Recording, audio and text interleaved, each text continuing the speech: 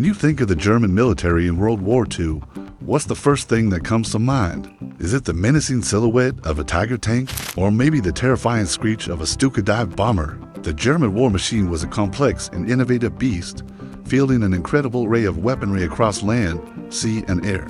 Today, we're re-embarking on an ambitious journey to cover every major weapon system used by Germany during the Second World War. It's a massive topic, so let's dive right in. Let's start with the backbone of any army, the infantry and their personal weapons. The standard issue rifle for most of the war was the Karabiner 98K, a reliable and accurate bolt-action rifle that was a direct descendant of the Gewehr 98 from World War I. It was a solid weapon, but against the semi-automatic rifles of the Allies like the M1 Garand, its rate of fire was a clear disadvantage. This led to one of the most significant innovations in firearms history, the Sturmgewehr 44, or STG-44. Often considered the world's first true assault rifle, it fired an intermediate cartridge, offering the controllability of a submachine gun with range closer to that of a full-powered rifle. It was revolutionary, and its design principles influenced countless post-war rifles, including the famous AK-47. For close-quarters combat, German soldiers relied on submachine guns like the MP-40. Its distinctive look and relatively slow rate of fire made it controllable and iconic. It was cheap to produce, using stamped metal parts, which was crucial for mass production. When it came to machine guns, Germany had two of the very best, the MG-34 and its successor, the legendary MG-42. The MG-34 was a technical marvel, a true general-purpose machine gun that could be used in a light or heavy role, but it was expensive and time-consuming to manufacture. The MG-42, nicknamed Hitler's Buzzsaw by Allied troops for its insane rate of fire up to 1,500 rounds per minute, was a masterpiece of production engineering. It was cheaper, faster to build, and brutally effective on the battlefield. Let's not forget sidearms.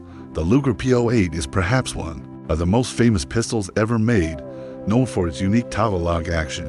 While iconic, it was being phased out in favor of the Walther P38, a more modern and easier to produce double-action pistol that became the standard service sidearm. Now, let's talk about the big guns artillery. The German army employed a huge variety of field guns and howitzers. The 10.5 centimeters LEFH-18 was the standard divisional field howitzer, providing reliable fire support throughout the war. For heavier firepower, they had the 15 centimeters SFH-18. And who could forget the infamous 88mm gun?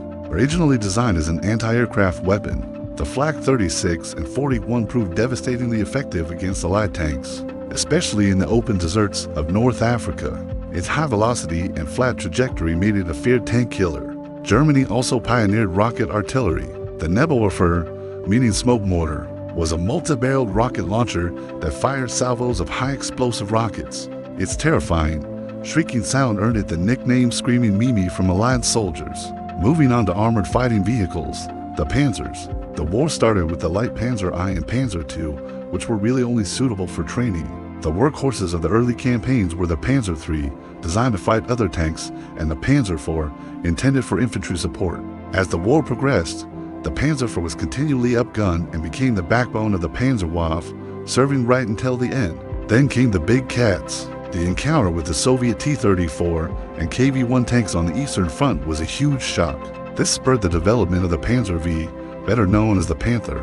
With its sloped armor and powerful 75mm gun, the Panther was one of the best all-around tanks of the war, though it suffered from mechanical reliability issues. And then there was the Tiger. The Panzer VI, or Tiger I, was a monster. Its thick armor and mighty 88mm gun made it almost invincible from the front. A single Tiger could hold off entire formations of enemy tanks. Its successor, the Tiger II, or King Tiger, was even bigger and more powerful, but it was produced in small numbers, consumed massive amounts of fuel, and was mechanically fragile.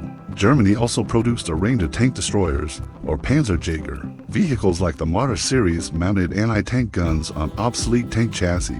Later, dedicated designs like the Jagdpanzer IV and the nimble Hetzer proved highly effective ambush predators. And at the extreme end, you had the massive Jagdpanther and the casemate-style Elephant and Jagdtiger, which mounted some of the most powerful guns of the war. Now, let's take to the skies. The Luftwaffe began the war with a formidable air force. The Messerschmitt Bf 109 was its primary fighter, It was fast, agile, and a deadly opponent, serving in various forms from the first day of the war to the last. Its main partner in the sky was the Focke-Wulf FW-190, a rugged and powerful radial engine fighter that was superior to many Allied aircraft. When it first appeared, in the bomber category, the mainstays were twin-engine medium bombers like the Heinkel He-111, instantly recognizable by its glass-nosed the Dornier Do-17 and the Junkers Ju-88, a versatile Schnellbomber that could also perform dive bombing and reconnaissance roles. But the most iconic German bomber is undoubtedly the Junkers Ju-87, the Stuka. Its gold wings and the terrifying Jericho trumpet siren made it a symbol of blitzkrieg, a pinpoint-accurate psychological weapon. Germany also pioneered jet aircraft. The Messerschmitt Me 162 was the world's first operational jet fighter. It was so fast that Allied fighters had immense difficulty catching it. Had it been introduced earlier and in greater numbers, it could have had a significant impact on the air war. There was also the Arado R-234, the first operational jet bomber, and the rocket-powered Me-163 Comet, a radical point defense interceptor. Finally, let's look at the Kriegsmarine, the German Navy. Its surface fleet was small compared to the Royal Navy. It had powerful battleships like the Bismarck and Tirpitz, and battlecruisers like the Scharnhorst and Gneisenau.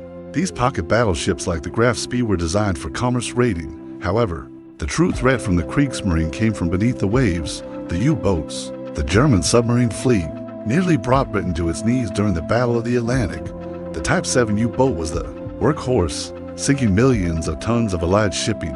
Later in the war, Germany introduced advanced designs like the Type 21 Electroboot, which could travel faster underwater than on the surface and stay submerged for far longer. It was a revolutionary submarine, but like many of Germany's late-war wonder weapons, it arrived too late to change the outcome. From the humble Kar 9 rifle to the revolutionary Me-160 to jet fighter, German weaponry in World War II spanned the entire spectrum from conventional and reliable to groundbreaking and futuristic. While their engineering was often brilliant, it couldn't overcome the logistical shortcomings and the overwhelming industrial might of the Allied powers. The sheer breadth of equipment is staggering, and we've only scratched the surface today. Thanks for joining me on this massive overview. If you enjoyed this video and want to see more deep dives into military history, make sure to hit that like button and subscribe to the channel. Let me know in the comments which weapon you find most fascinating. Until next time.